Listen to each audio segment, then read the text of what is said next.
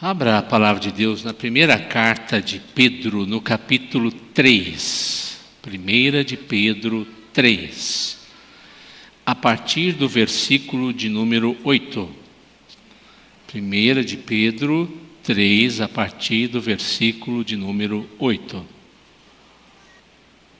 Primeira de Pedro 3, a partir do versículo 8 até o 12, esse trecho da palavra de Deus nos diz o seguinte: finalmente, sede todos de igual ânimo, compadecidos, fraternalmente amigos, misericordiosos, humildes, não pagando mal por mal ou injúria por injúria, antes, pelo contrário, bem dizendo, pois para isso mesmo fostes chamados, a fim de receberdes bênção por herança. Pois quem quer amar a vida e ver dias felizes, refreie a língua do mal e evite que seus lábios falem dolosamente. Aparte-se do mal, pratique o que é bom, busque a paz, empenhe-se por alcançá-la, porque os olhos do Senhor repousam sobre os justos, e os seus ouvidos estão abertos às suas súplicas. Mas o rosto do Senhor está contra aqueles que praticam males. Mantenha a sua Bíblia aberta nesse texto, feche seus olhos, oremos. Pai querido, Deus bondoso, Senhor das luzes, eterno Deus, que desde antes da fundação do mundo nos elegeu em Cristo para sermos santos e irrepreensíveis e nos amou para que pudéssemos ser a sua imagem e realizar a tua santa, eterna e boa vontade. Não há capacidade em nós de realizar o seu querer. Não há capacidade em nós para entender a sua vontade. Mas confiamos no seu amor, que é a base da sua misericórdia, que por sua vez nos assiste, nos visita no poder do Espírito, para que homens pecadores, mulheres, seres humanos pecadores, possam em nome de Jesus entender e praticar a sua vontade.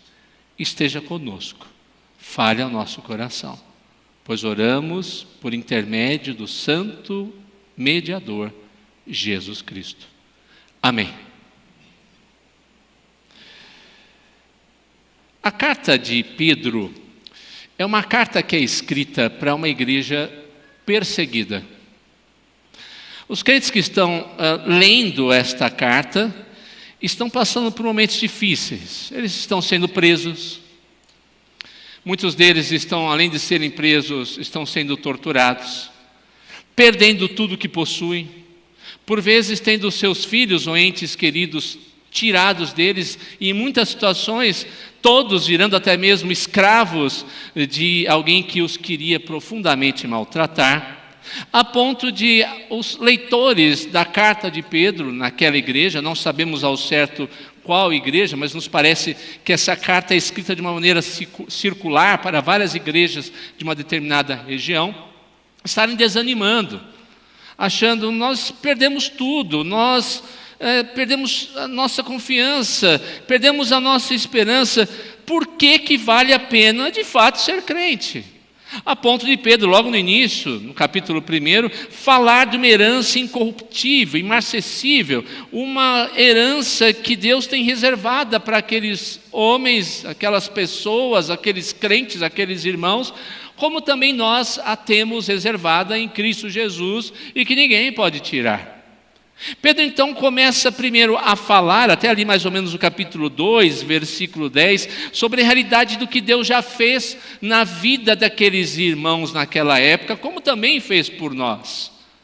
E depois começa a dar algumas orientações e regras para a vida daqueles crentes, para que eles possam suplantar, superar as dificuldades e o desânimo que insistia em abatê-los e que insistia em afastá-los da verdade de Deus, e às vezes, quem sabe, por algum momento até tentava fazê-los desistir da sua fé e da sua caminhada com o nosso Deus.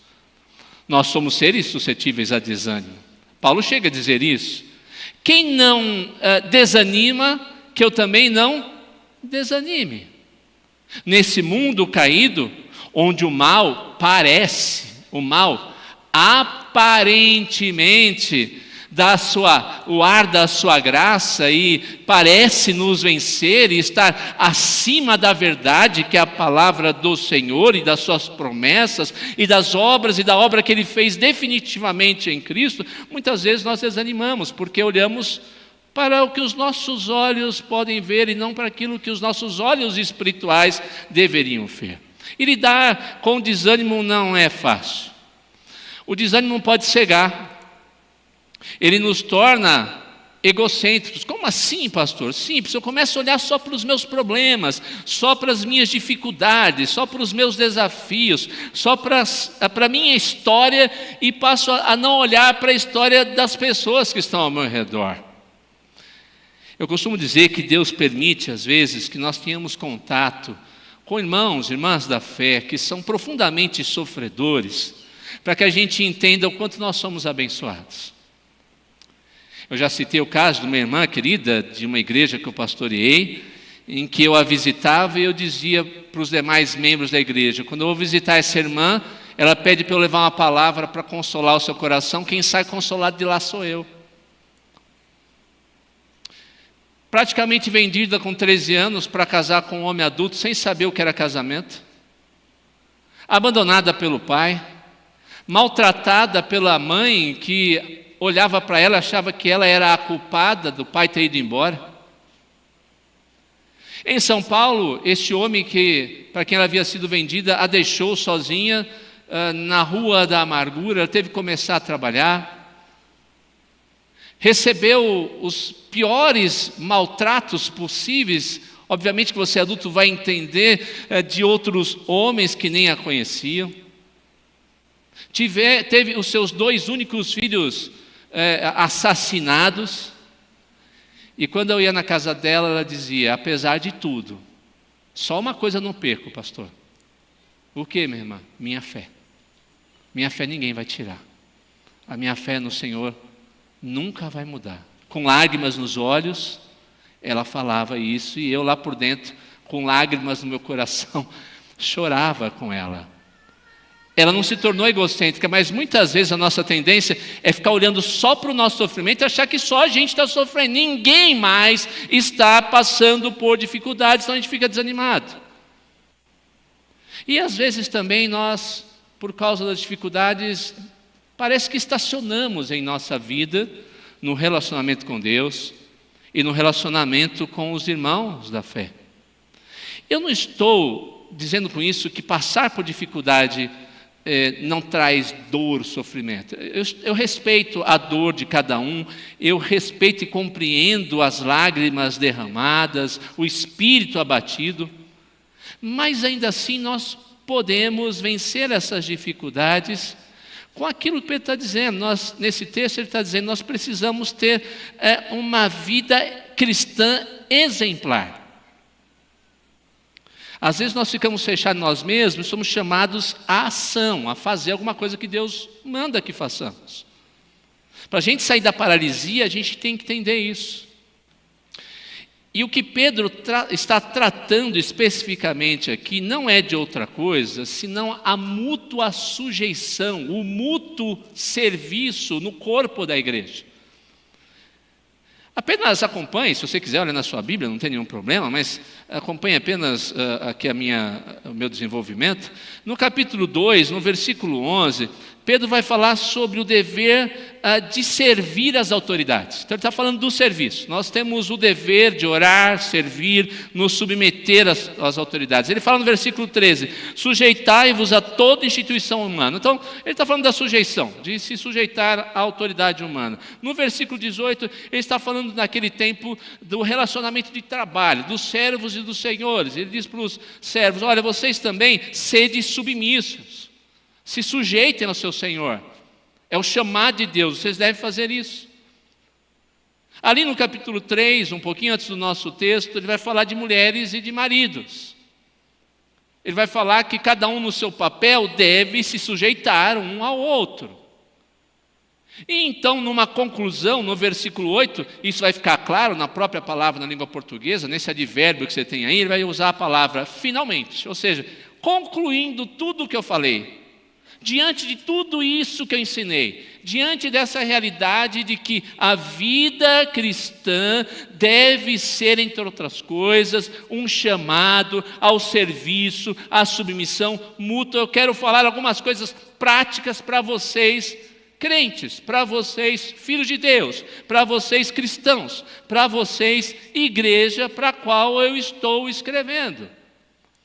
Assim como com as autoridades, assim como os servos para com os seus senhores, assim como no relacionamento marido e mulher, mulher e marido, vocês como igreja também devem ter o mesmo sentimento, o mesmo serviço, a mesma submissão, uns para com os outros. Portanto, de certa maneira, Pedro está dizendo aqui que para vencer o desânimo que quer nos abater, diante das dificuldades que esse mundo traz, principalmente para nós cristãos que queremos viver pela fé, olhando para Cristo, indo adiante, ouvindo o seu chamado e a cada dia dando um passo de fé em santidade para fazer o que lhe agrada, nós devemos agir, sendo o exemplo que Deus quer que sejamos, para que um mundo caído que não conhece o que é servir, o que é humildade, conheça isso. E o que Pedro está dizendo aqui é como fazer.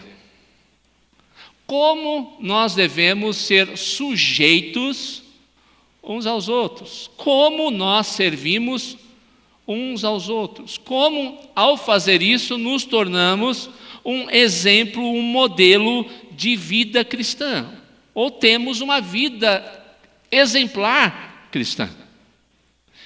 E ele começa com o primeiro ensino, dizendo que nós fazemos isso quando nós temos o mesmo sentimento de uns para com os outros. O mesmo sentimento de uns para com os outros. Pedro começa dizendo, vocês devem ter um ânimo igual. Ele quer dizer que todos na igreja, independentemente de quem sejam, independentemente da época em que estão na sua carreira cristã, independentemente se são crianças, idosos, homens, mulheres, experientes, neófitos, graduados, iletrados, homens, mulheres, ele está dizendo, todos, igualmente, tenham o mesmo sentimento. Não há desculpa nisso para nós na igreja. Não, eu já estou há mais tempo na igreja, então isso é um sentimento que quem está chegando agora tem que nutrir ter. Não, eu estou há menos tempo na igreja, então esse é um sentimento que as pessoas mais velhas da igreja têm que ter. Não, esse é um sentimento que só quem é do sexo masculino, que tem, quem sabe, mais firmeza pode ter. Não, só quem é mais delicado como a mulher pode ter. Não! Pedro diz, sede todos de igual ânimo.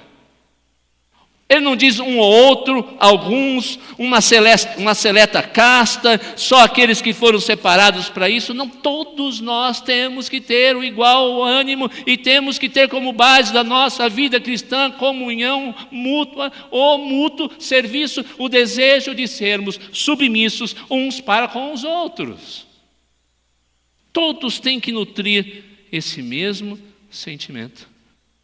A ideia aqui no texto original poderia também ser expressa como todos tenham a mente igual, não só o ânimo, a mesma mente. Nós não somos robôs, mas Deus nos chamou para, como seus filhos, resgatados por Cristo, a termos os mesmos pensamentos de Cristo, sabermos qual é a vontade de Deus, qual é o objetivo para o qual nós somos criados, e devemos então, como igreja, primeira coisa que a gente tem que ter em mente, lutarmos juntos pela causa evangélica, que é a glória de Deus e a expansão do seu reino.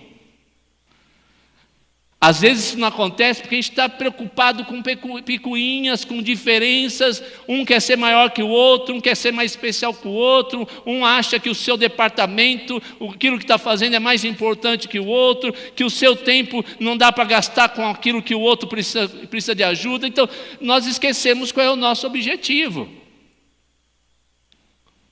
E o nosso grande objetivo no serviço, ao termos igual ânimo, é ter o mesmo pensamento. E o pensamento do povo de Deus deve ser: vamos glorificar o nosso Deus, vamos fazer o seu reino crescer, e não vamos deixar que nenhuma vaidade, nenhum egoísmo, nenhum outro pecado possa impedir isso.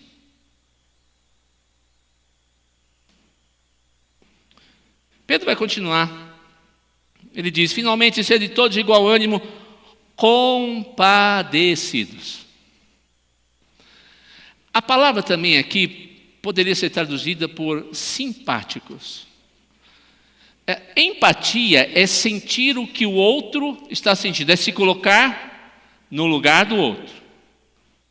Simpatia, apesar de eu não me colocar no lugar do outro, é olhar para o outro e seu sentimento e reagir de uma maneira cristã para com aquela pessoa e o sentimento que ela está tendo. Eu não sei se estou conseguindo explicar a diferença.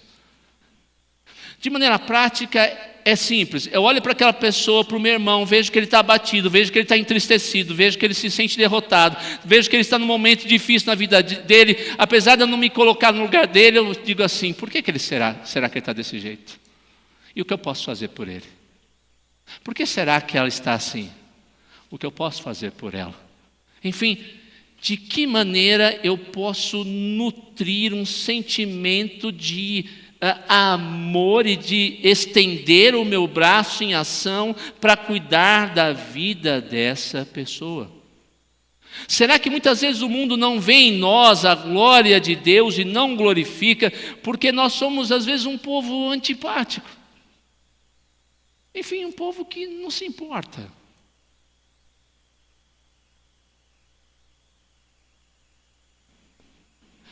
Na verdade, esse texto está falando mais do que isso. Ele está nos chamando a reconhecer as virtudes do nosso irmão. Às vezes nós somos invejosos, orgulhosos, a gente não é capaz de olhar para o outro e ao mesmo tempo ver as suas dificuldades, mas também ver as suas virtudes. A gente não tem simpatia, aquela pessoa falou alguma coisa que a gente não gostou em algum momento, lá no passado a gente teve uma desavença, e a gente pega todo o bolo. Já viu aquela história de jogar o bebê junto com a água fora? É o que a gente faz muitas vezes no nosso relacionamento.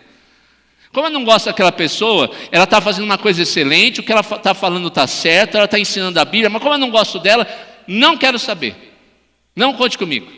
Pedro está dizendo: não, nós devemos nos compadecer, sendo simpáticos, vendo as virtudes que cada um de nós tem para atingir o objetivo que é a glória de Deus, a expansão do seu reino. Em seguida ele diz que ter o mesmo sentimento é sermos fraternalmente amigos. A ideia aqui no original, a palavra usada é Filadelfoi. Tá bom, pastor, obrigado. Continua o seu sermão. Não, deixa eu tentar explicar para você. Adelfos é irmão.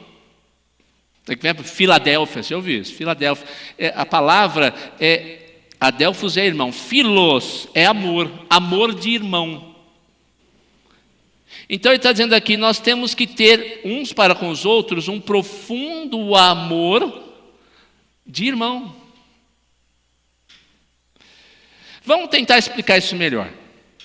Independente da sua idade, você tem família normalmente com um irmão pelo menos. Eu não sei se a realidade com você é assim. Em casa falta só um furar o olho do outro, né? Vem aqui que eu vou furar os seus olhos. Um der do outro, põe a culpa no outro. Alguns se dão melhor, mas mais cedo ou mais tarde estão brigando. Ok, isso pode acontecer. Eu não sei agora se o que eu vou falar aqui é a realidade para a sua família, mas você pode estar brigado com o seu irmão ou a sua irmã na sua casa. Você não está querendo nem olhar nos olhos dele ou dela. Mas vem alguém de fora e fala mal do seu irmão para você. Ei, quem você pensa que é? O único que pode falar mal do meu irmão sou eu. A gente se dói. Se bater no irmão, então, pode esperar que eu vou lá junto para defender meu irmão. Porque nós temos filadelfói, nós temos amor pelo nosso irmão. Pedro está dizendo que nós devemos ter esse mesmo sentimento na igreja. Um profundo amor, olhando para aqueles que estão aqui como família de Deus, como filhos do mesmo Pai, como irmãos do irmão mais velho, o Senhor Jesus Cristo, e dispostos a nos dedicar com amor e ação pela vida de cada um deles. Como é que você reage quando as pessoas criticam seu irmão na igreja? Quando lá de fora o mundo critica o povo de Deus? Quando as pessoas falam barbaridades contra nós e os nossos irmãos? Você fica indignado? É um bom sentimento. É um bom caminho, é um bom sinal de que você, de fato, nutre um bom sentimento para com o povo de Deus e os seus irmãos. Devemos nos amar, dedicando todo o nosso ser pela vida de cada um deles. Pedro continua, ele diz que nós devemos também ter um sentimento de misericórdia. A ideia semelhantemente à simpatia, é de pensar na dor que o outro está passando. Não só de palavra, mas a ideia da palavra aqui do original é essa. Ah, que legal, olha, eu vou estar orando por você, tchau. Não, você fica preocupado, o que eu posso fazer pela vida dessa pessoa, diante da dificuldade que ele está passando? Humildes. Meus irmãos, a humildade é a base do sentimento de serviço. Quem não tem humildade não consegue servir. Quem é orgulhoso vai achar que tudo ao seu redor e todos ao seu redor é que devem servi-lo. Sem humildade nós não vamos não somente fazer a vontade de Deus, não teremos um relacionamento cristão fraternal, não faremos a vontade do Senhor. A humildade nos torna dispostos a ouvir. Por que a gente tem que ser humilde no serviço uns para os outros? Porque mais cedo ou mais tarde alguém vai chegar assim, pastor Laércio, posso falar com você? Sim, pode falar. O senhor está pisando na bola nisso aqui. Eu queria chamar a sua atenção amorosamente. Se eu for orgulhoso, qual é a primeira coisa que vem no meu coração, irmãos? Posso até não falar, mas lá no fundo eu vou dizer: quem esse sujeito pensa que é para estar falando comigo desse jeito? Eu sou o pastor da igreja. Não é? Quem essa pessoa pensa que é para me chamar a atenção, ou o que eu devo fazer, como eu tenho que pregar, como eu tenho que ensinar, como eu tenho que visitar? Se eu não tiver humildade, eu não vou ser sujeito àqueles que Deus colocou ao meu redor como irmãos. A humildade nos quebranta, nos faz dispostos a ouvir, nos faz dispostos a sermos exortados e nos corrigirmos. A humildade nos faz ouvir a correção com amor e agradecer, a mudar pensamentos, a mudar atitudes e fazer a vontade de Deus. A humildade é um sentimento que deve dirigir as nossas ações como filhos de Deus, para que no cotidiano façamos, entendendo a sua vontade, aquilo que agrada a Ele. O próprio Senhor Jesus Cristo, a Bíblia diz, a si mesmo se humilhou, tornando-se obediente até a morte. Sem humildade não haveria salvação. E sem humildade, sem o mesmo pensamento, sem nos relacionarmos uns com os outros com humildade, sem misericórdia, tudo será impossível para aquilo que Deus nos chamou, para servirmos uns aos outros. Então, na vida exemplar cristã, para superar o desânimo, nós devemos, antes de tudo, ter o mesmo sentimento uns para com os outros. Segunda lição, além disso, nós devemos praticar o que é bom. O texto continua a nos dirigir a esta vida cristã exemplar.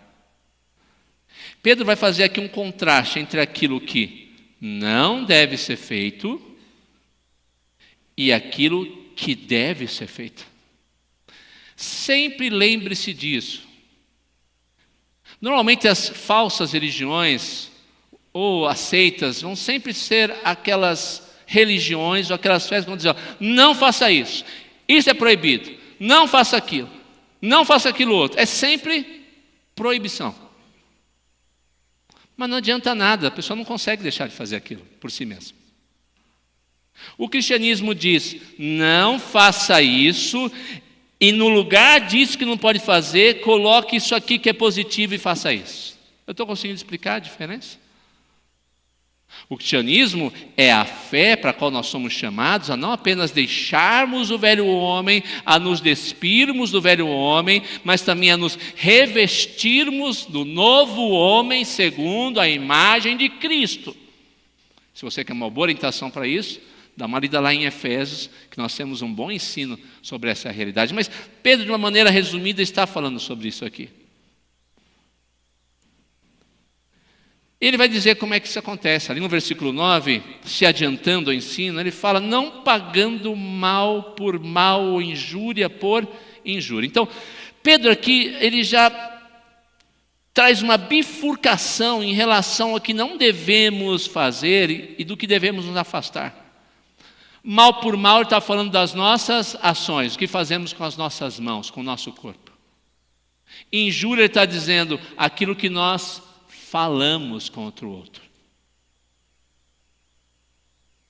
Enfim, nós somos o povo que não paga ou não deve pagar jamais o mal com o mal. Bem-aventurados os pacificadores, a Bíblia diz. No que depender de vós, tenhais paz com todos. Nós devemos lutar pela paz o tempo todo. O mundo, queridos, está se tornando um mundo que precisa desse referencial. E nós temos que ser esse referencial. Anos atrás, talvez você se lembre desse caso de uma mulher lá no Guarujá, que inventaram, tem uma mulher aqui na comunidade que rapta a criança e mata fazendo magia negra com elas. E um dia ela estava passando lá no meio da multidão, desprevenida, pegaram, lincharam e tiraram a sua vida. Depois ela descobriu, ela não fez nada disso. Ainda que ela tivesse feito esse terrível mal, o ser humano não foi chamado a pagar o mal com o mal. Deixa o caso para o Estado julgar. Correto? Agora, nós cristãos, menos ainda que tenhamos recebido toda a possível carga de mal sobre os nossos ombros, nós somos chamados a não pagar o mal com o mal. Jesus falou o quê? Você tem que andar uma milha, anda a segunda também. Pediram a capa para você, dê também a túnica. Não fale, não haja, não faça, não retribua jamais o mal, ainda que você tenha sofrido a mais profunda injustiça desse mundo.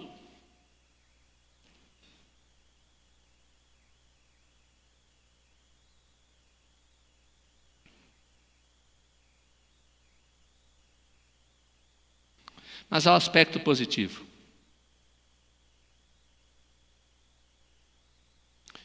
Ele nos manda a não apenas não praticar o mal. Ele diz antes, pelo contrário, bendizendo, pois para isso mesmo fostes chamados, a fim de receberdes bênção por herança. Nós então deixamos o mal de lado, deixamos a cultura que está na moda de cancelamento. Já ouviu falar dessa cultura? Então, numa época de cultura de cancelamento. Eu sei, muita gente na história fez mal. Eu sei que ainda hoje muita gente faz o mal. Mas a cultura do cancelamento está acabando com o ensino cristão da misericórdia e do perdão. E é incapaz de olhar mesmo nos piores personagens da história Claro que tem alguns que não dá para achar nada, mas em grande parte deles, alguma, ainda que seja pequena coisa boa que esse ser ou esse personagem tenha feito. Então derruba-se estátuas, tira-se do livro da história, muda-se o nome de viadutos, de logradouros, para cancelar a vida e a história dessa pessoa, retribuindo com ódio, o ódio que um dia ela pode ter cometido. Não, nós cristãos não. Nós somos chamados para o bem, fazer o que é bom, inclusive a quem nos fez o mal. Lembre-se, Pedro está escrevendo para que tipo de cristão? Ele está dizendo isso aqui, não é para mim e para você que estamos aqui hoje. Não é para você que talvez, o pastor está falando mesmo, a semana passada o irmão da igreja falou mal de mim. Ok, você pode aplicar para essa realidade. O mês passado a minha esposa me tratou mal. Tá bom, talvez seja realidade, resolve esse problema. Se já está um mês sem resolver, a coisa está feia. Não, Pedro está escrevendo para crentes que estão perdendo tudo, perdendo os filhos, perdendo os bens, perdendo a dignidade, às vezes perdendo a própria vida. Pedro está dizendo, vocês estão sofrendo tudo isso? Sabe o que você tem que fazer? Pagar o mal com o bem. Paguem o mal com o bem. Os cristãos, a gente tem que lembrar, naquela época, presta atenção nisso, eles eram chamados de ignorantes, os cristãos eram chamados de canibais, os cristãos eram chamados de praticantes de indecência, os cristãos eram chamados de ateus, porque eles não acreditavam nas divindades e muito menos em César. Então eles eram o tempo todo achincalhados no meio da sociedade. Ele está dizendo, vocês, apesar de todos esses comentários desse mal, não podem pagar o mal com o mal. Paguem o mal com bem. É um profundo desafio. É um desafio imenso. Mas nós devemos fazê-lo. Mas por quê? Pedro poderia ter sido sucinto e parar por aí. Não, tá bom, é só o que você tem que saber. Não, mas ele vai. Ele vai dizer que este é um chamado de Deus para nós.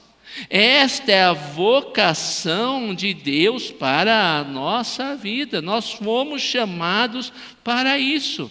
O que é vocação? Vocação é um chamado para. Nós usamos isso. Quando nosso filho, ou nós mesmos, estamos lá naquela fase da adolescência, está para terminar lá o ensino médio, a gente fala, o que eu vou fazer agora? Qual é a minha vocação? Que dom eu recebi naturalmente e como eu vou executá-lo? É o chamado para a vida. Deus me deu um dom, eu vou ser, sei lá, engenheiro, vou ser arquiteto, ou vou ser juiz, ou vou ser um funcionário liberal, ou eu vou ser dona de casa. É uma vocação, não há nenhum problema com isso. Mas a nossa grande vocação como filhos de Deus, Pedro está dizendo aqui, o chamado do Senhor para nós, a tarefa da qual Deus nos incumbiu, não é de amaldiçoar, mas é abençoar a todos que estiverem ao nosso redor e que fizerem parte do círculo da nossa vida. Devemos entender, assim como ele começou a ser de todos, ele está dizendo, sim, todos, porque essa é a vocação de vocês. Diferentemente das pessoas que não conhecem a Cristo, que não sabem lidar com o mal que recebem, vocês não, assim como ele soube lidar com o bênção para com os que fizeram mal com ele, vocês também têm que fazer a mesma coisa. No casamento, com os filhos, com os pais, no trabalho. Sabe aquele chefe que espizinha você, que maltrata você? Você não deve pensar como e o que vou fazer, e quando eu falei para puxar o tapete desse sujeito. Não, você tem que orar a Deus e dizer, como é que eu vou abençoar a vida dessa pessoa? Por maior que seja a dificuldade, por maior que seja o desafio, devemos entender que todo cristão tem a força necessária que vem de Deus para agir assim. Então não adianta você dizer, eu não consigo. Se você é filho de Deus, consegue. Deus vai te dar a força necessária. para que isso aconteça. E para que isso ainda ficasse mais claro, Pedro usou um trecho do Salmo 34 e aplica para o seu ensino. Ele está dizendo assim: quem quer amar a vida e ver dias felizes? Deixa eu fazer uma pergunta aqui. Quem não quer ver dias felizes? E quem aqui não ama a vida? Via de regra, pelo menos a grande maioria das pessoas, a não ser alguém que está passando por uma luta, eu entendo isso, uma luta interior, diante de alguma dificuldade, mas via de regra, a gente quer viver, não é isso? Quem não gosta às vezes de sair da igreja, vamos comer uma boa pizza? Opa, beleza? Se reunir num sábado, vamos comer um churrasco? Vamos. Chega às férias, vamos para a praia? Vamos na piscina? Vamos ver o pôr do sol? Vamos ver o nascer do sol? Vamos sorrir juntos? A gente quer viver a vida num bom aspecto que a palavra de Deus diz que ela deve ser vivida. O Criador nos fez para sermos felizes e vivermos e aproveitarmos biblicamente a vida. Quem quer amar a vida, é isso que Pedro está dizendo aqui. Quem é que não quer amar a vida? A via de regra, a maioria das pessoas querem amar e amam a vida. E ver dias felizes. Eu também acho que se eu perguntar aqui, quem quer ser infeliz? Acho que ninguém vai levantar a mão. Por mais lutas que esteja passando, vai dizer, não, eu quero ser feliz. Eu desejo ser profundamente feliz. Então Pedro está dizendo, você quer o caminho para viver bem a vida e para ser feliz? Como a maioria das pessoas querem? Pratique o bem. Pratique o bem às pessoas. Seja uma pessoa ou um fator no qual você, ao ser usado por Deus, abençoa a vida do seu marido, abençoa a vida da sua esposa, abençoa a vida do seu filho, abençoa a vida dos seus pais, abençoa a vida dos seus amigos incrédulos, abençoa os seus vizinhos, abençoa toda a sociedade. Então você vai ver que estando na praia ou não, estando no melhor emprego do mundo ou não, viajando ou não, tendo uma casa confortável ou não, você viverá plenamente a vida e viverá dias felizes.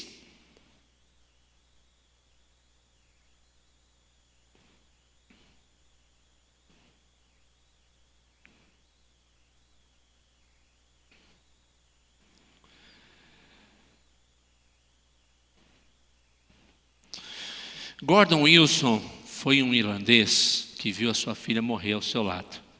Eu vou resumir bem a história. A última palavra que ele ouviu da filha foi: papai, eu te amo muito. Ela morreu com um sério dano na coluna e um sério dano cerebral. Ao sair dos escombros, Gordon Wilson ficou vivo e perguntaram: e agora, o que você vai fazer?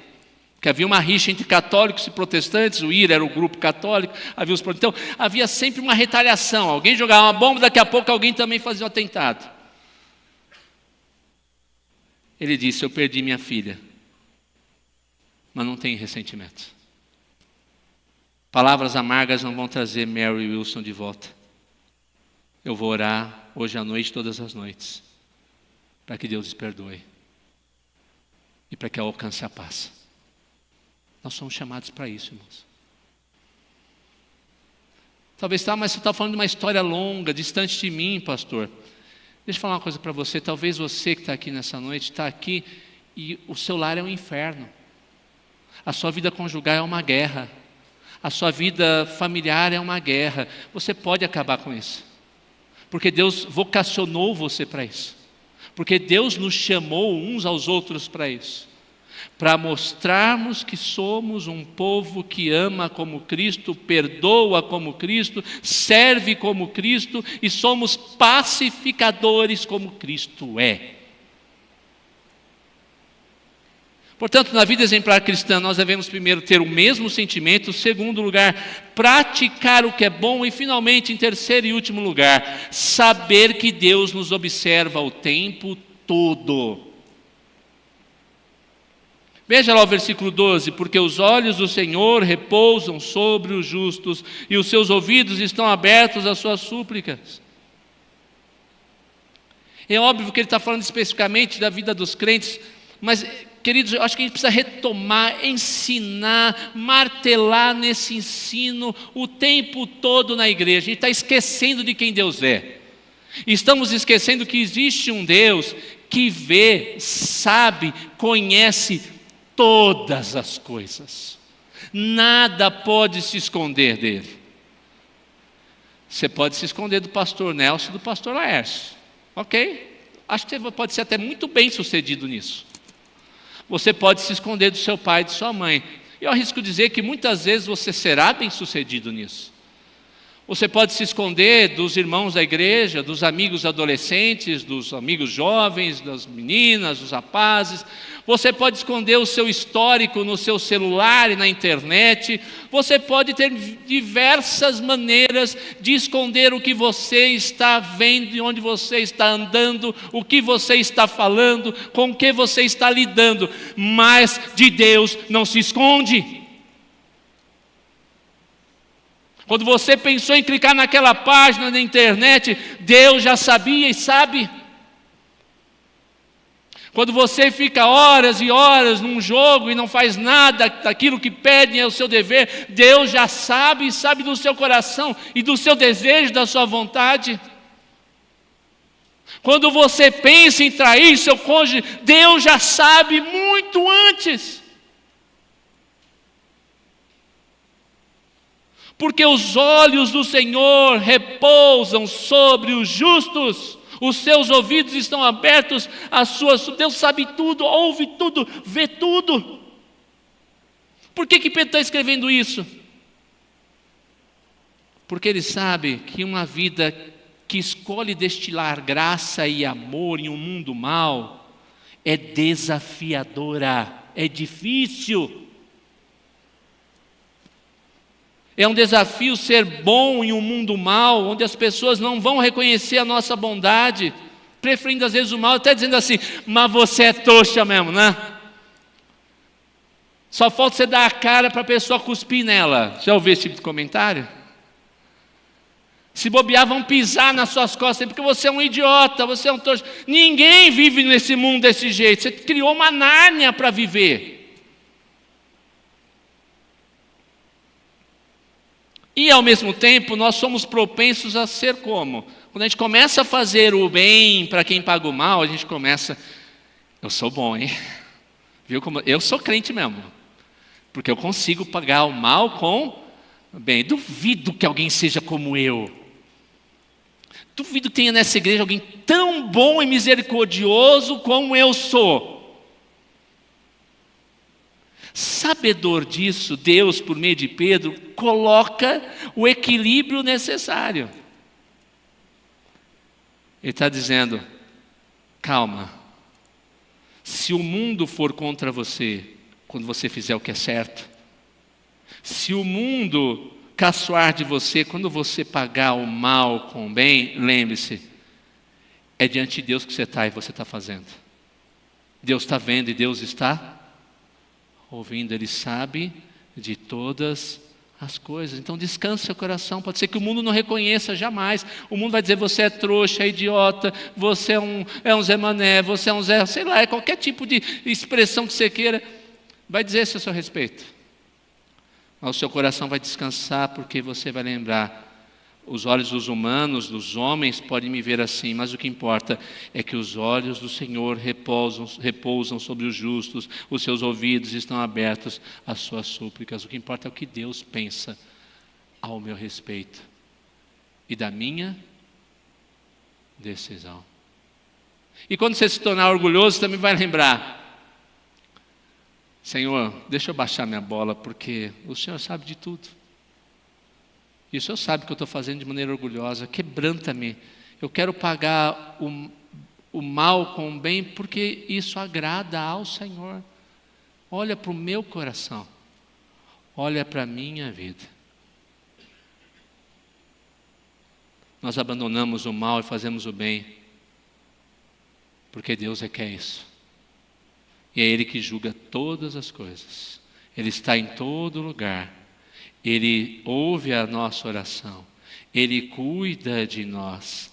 Ele está com os ouvidos abertos quando nós orarmos. O que Pedro está falando especificamente aqui, quando a gente chegar, Senhor, meu Deus, eu pago sempre o mal com o bem e só levo paulada, Senhor. Eu já procurei esse irmão, já paguei o mal que ele fez para mim tantas vezes com o bem, e ele não se remenda, ele sempre me trata mal. Meu Deus, ouve a minha súplica. Tem misericórdia, porque a minha vontade é de parar com isso, mas não foi aquilo que o Senhor me chamou para fazer, então me ajude a persistir, me ajude a continuar, me ajude a fazer a sua vontade. Talvez emenda daquilo que ele tinha falado já para os maridos, que ele tinha alertado, maridos, se vocês não tratarem bem suas esposas, a oração de vocês será interrompida. Ele aplica da mesma maneira para nós, de uma maneira geral, dizendo assim, olha, da mesma forma como eu falei para o marido, deixa eu falar para toda a crentaiada, para os crentes todos, se vocês não pagarem o mal com o bem, pode ter certeza, as suas súplicas não serão ouvidas.